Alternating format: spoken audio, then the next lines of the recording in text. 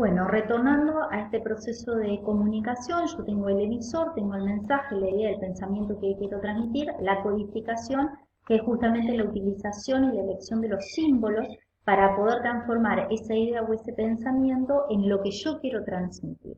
Y por otra parte tengo el canal que básicamente es el vehículo, es el medio, es la vía que yo voy a utilizar para que este mensaje que codifique llegue definitivamente a el receptor. Como para destacar lo que le indiqué allá abajo, el hecho de que la comunicación es un proceso que sigue un flujo bien definido, es decir, cada uno de estos instrumentos y estos componentes son fundamentales en el proceso de comunicación y cualquier alteración, obstáculo, desviación que aparezca en alguno de estos componentes va a derivar en problemas de la comunicación.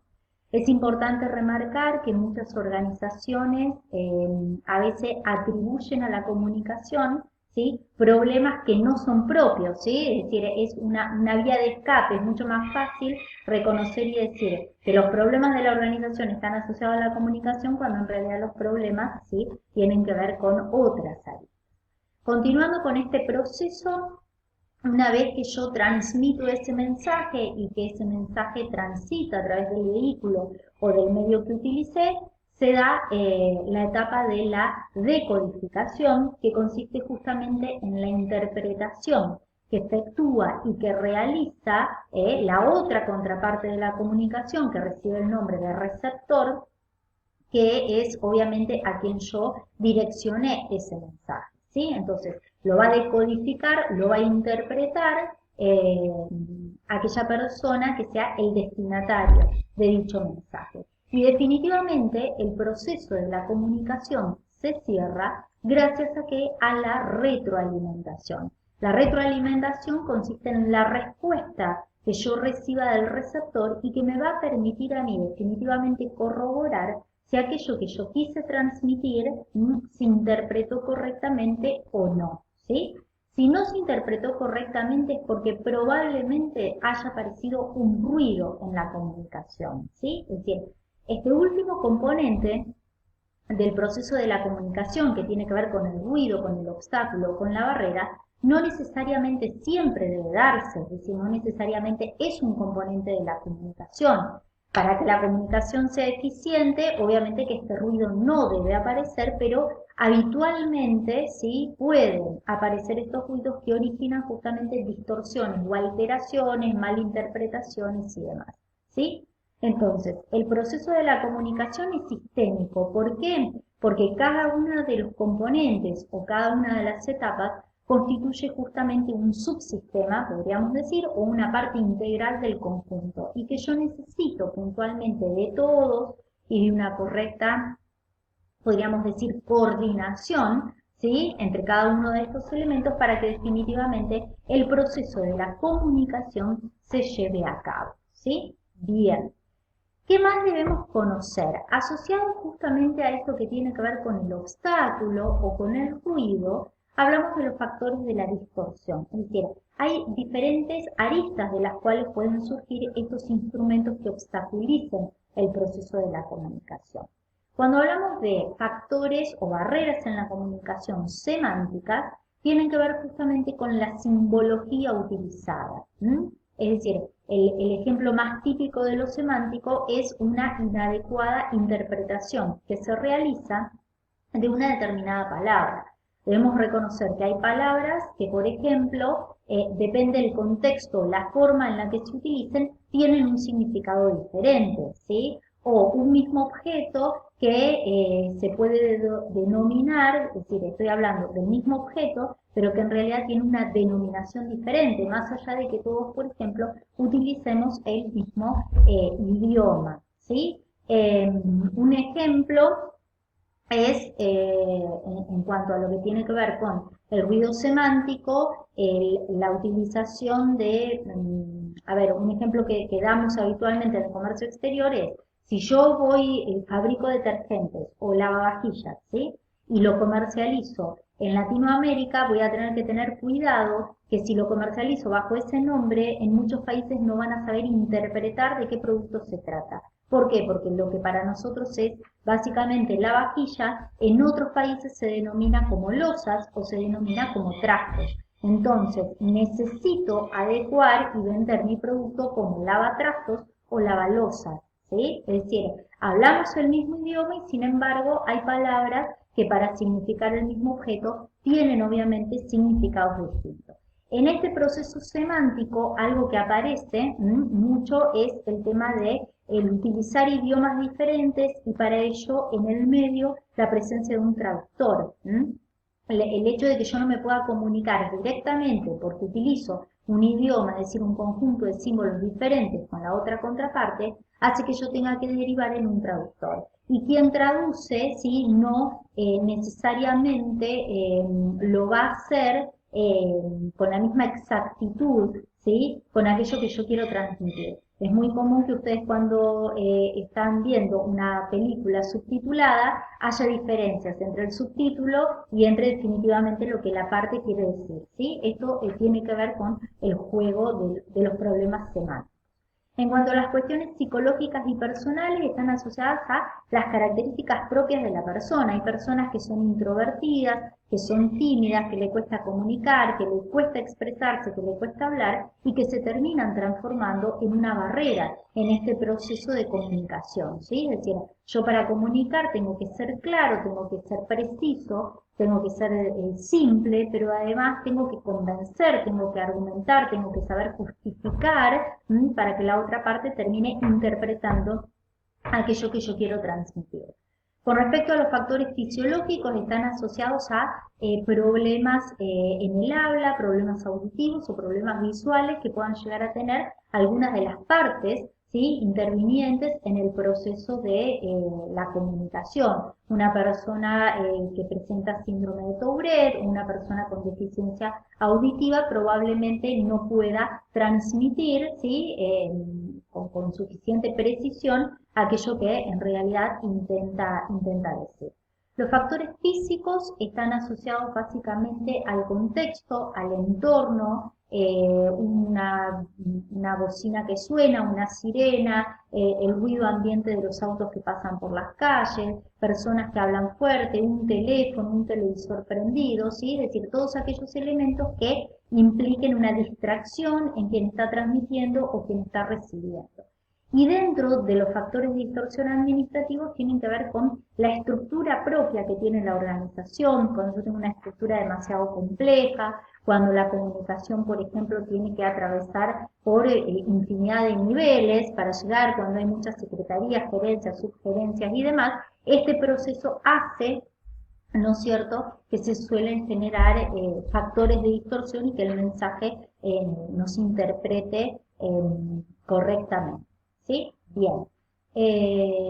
Perdón. En cuanto a las direcciones que puede adoptar la comunicación, hay 3 direcciones, ascendente, descendente o lateral. Estas 3 se presentan, ¿sí?, en todas las organizaciones. La comunicación descendente es aquella que va desde los mandos jerárquicos más altos hacia el resto del personal, usualmente tienen que ver con una programación de trabajo, con indicar qué se debe hacer, cómo se debe hacer, cuándo, dónde, cómo, etcétera, ¿sí? Tiene que ver con una comunicación asociada más al ordenar, al impartir determinada normativa, a ejecutar.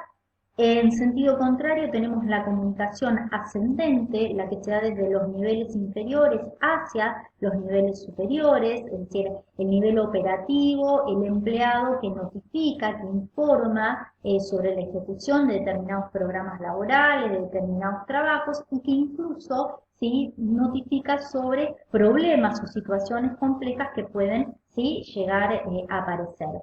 En estos ambos procesos suelen aparecer algunas aristas, el hecho de que por ahí los altos directivos reciben demasiada información y no tienen tiempo para poder procesar toda esta información y por eso no responden, la mala interpretación que puede hacer el personal al transmitir algo y no recibir ningún tipo de respuesta, el que haya filtraciones, el que haya por ahí personas que intervengan este proceso comunicativo y que seleccionen la información que definitivamente llega a los niveles más altos, etc.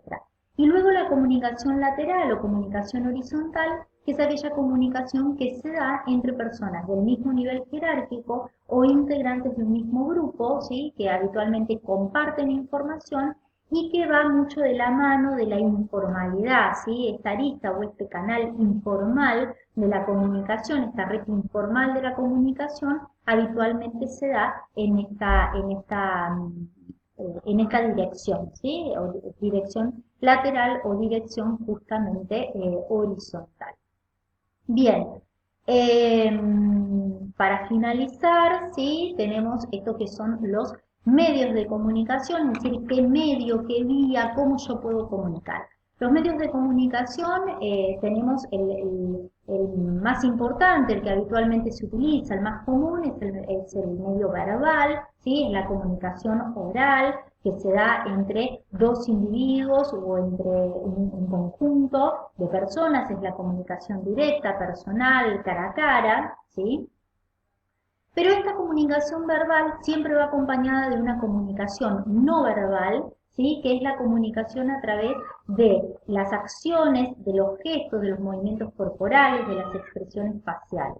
Muchas veces se pierde de vista o no se le da la importancia necesaria a la comunicación no verbal que termina, ¿sí? Siendo significativa en este proceso de comunicar. ¿Por qué? Porque es necesario que exista una consonancia entre lo que yo transmito verbalmente y lo que estoy transmitiendo desde mis gestos y desde mis acciones, desde mis expresiones faciales. En el término internacional es fundamental prestarle atención a esta comunicación no verbal porque muchas negociaciones en el mundo se pierden debido a errores que se cometen desde lo gestual. La comunicación electrónica es la que se da por intermedio de sistemas y equipos tecnológicos que gracias a Dios existe y hoy permite que yo pueda estar desarrollando esta clase, que ustedes puedan seguir adelante con sus carreras, que muchos de nosotros podamos trabajar bajo esta situación, así que es fundamental. Y luego la comunicación escrita, que es aquella comunicación que ha sido el eje durante mucho tiempo de las organizaciones, es decir, todo se transmitía desde lo escrito, ¿sí? Y la ventaja que por ahí tiene esta comunicación escrita es que es un comprobante, es un instrumento de prueba, ¿sí? De aquello que yo intenté transmitir, cosa o desventaja que tiene la comunicación justamente verbal. Bueno, acá finalizamos la clase, le quiero agradecer a ustedes por su atención y al profe nuevamente por abrir su cátedra y cederme su espacio. Y bueno, notificarles que ustedes van a tener en el aula una actividad que van a tener que desarrollar semanalmente, como habitualmente están acostumbrados a trabajar. La actividad puede ser de resolución individual o puede ser en parejas que tienen ustedes la absoluta libertad para conformarlas según sus gustos o sus preferencias. Y es una actividad un tanto libre, un tanto abierta, que consiste en que ustedes puedan efectuar un análisis, una interpretación y una posterior reflexión de dos imágenes que van a tener, que están presentes en la actividad y que tienen que ver y que guardan relación con estos dos grandes temas que describimos y que abordamos en la clase. La idea es que ustedes, una vez de haber visualizado la clase y haber leído la bibliografía propia de estos temas, puedan elaborar un texto descriptivo, no muy extenso, un texto para cada una de sus imágenes, donde puedan expresar y valorar desde la libertad y desde la autonomía